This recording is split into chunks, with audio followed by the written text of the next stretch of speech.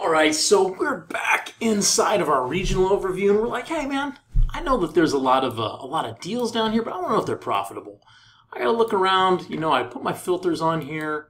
I went ahead and I stuck Washington, Clark County, and Cowlitz in there. Ran it for the last 6 months. Got my volumes going. I can see the stuff's going on, but I want to know what the margins are. I kind of want to know a little bit more about whether it's even worth my time to go down there, right? So I'd say, okay, well, first of all, I know about my volumes. The margins are right over here, so I can see right away these margins are actually pretty close. Now, of course, these are gross margins because I don't know how much you spend on nails versus the next guy.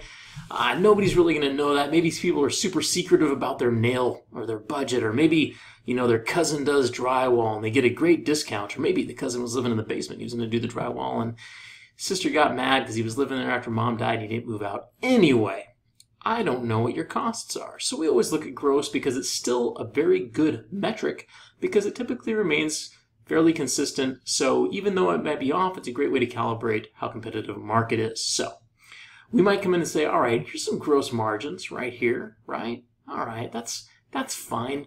Let's take a look though. Again, I think we might come back to the same problem because like over here, when we look at this, we click on it and we look at our deals, we're back to the same thing. We're looking at our margins, but, oh, we've got all this new construction in here. I bet that's throwing off our margins because, of course, this is a representation of an average. And we know that averages are not always really meaningful without kind of digging in a little bit. So let's go ahead and we're going to change our year build. We're just going to put a little filter on here. Happy little filter. We'll say is less than 2,000. How about that? Just like that. And let's see if this does anything to change those numbers, because I bet it does.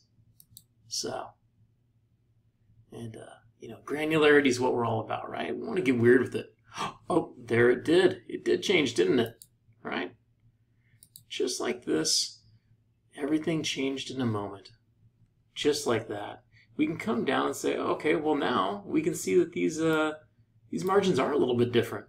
Down here in Clark County, we're only getting 30%. And up here in Cowlitz, we're getting 42. Wow. Maybe that matters, maybe not. It's a $50,000 house, who cares? So we come over and take a look at the dollar volume and say, okay, well, over here, the average gross profit's 75 in Cowlitz and 93 in Clark. So all of a sudden, hey, maybe Cowlitz does make some sense because look at the margins are a lot better.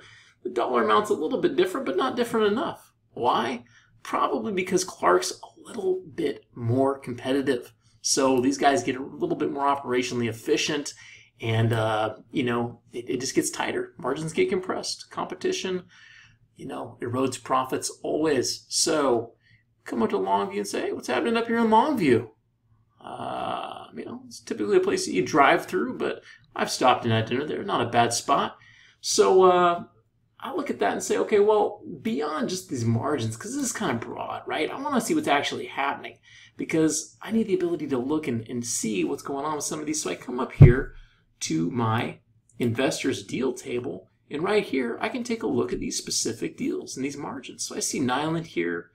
I see Holt and Ragsdale. Now I might want to sort them and say, okay, I want to look at all of Nyland's deals. This guy's all over the place. Here he is. This guy's buying half of the state. Good job buying, the majority of Southwest Washington. You can see it in here. You can see this company. You can see the lender. You can see the addresses. And, most importantly, you can take a look at their margins. Now, these margins seem to be fairly consistent, and generally there's going to be a lower boundary. Everybody's happy to have more, but most people, especially if they're doing a bunch of deals, and again, you can grade them because you might say, who's my competitor? What are they doing, right? So I can see what my competitors' margins are generally like, and when I'm looking at margins, something else that I'm looking at, because it's real estate, so we're always looking at time value of money, risk, and that kind of thing, is I might look at their days owned. If I only own something for 82 days, not such a big deal if I don't take a big margin on it, right? If I only own it for 74 days, happy to make a smaller margin because I don't own that thing that long. And, So not a big deal. A really good way to get in and take a look at these things and actually understand what margins are as well as the volume. So, that kind of leads us to think about competition. So I say, well, why would a margin be small, right? Why would a margin be bigger in Cowlitz than it is in Clark? Well, it might have something to do with the fact that there's a lot of people doing business, right? So I might want to come down and take a look at the next couple tables here, which we're going to do in our next video, and see how distributed this market share is. With the big guys, what are they doing? What's their volume actually like? Not just with their names, because they might hide under different addresses, but let's take a look at the addresses and see who's actually doing what, where, and how many they're doing. Basically, who am I going to have to take deals away from in order to make this happen? We're going to do that in the next video.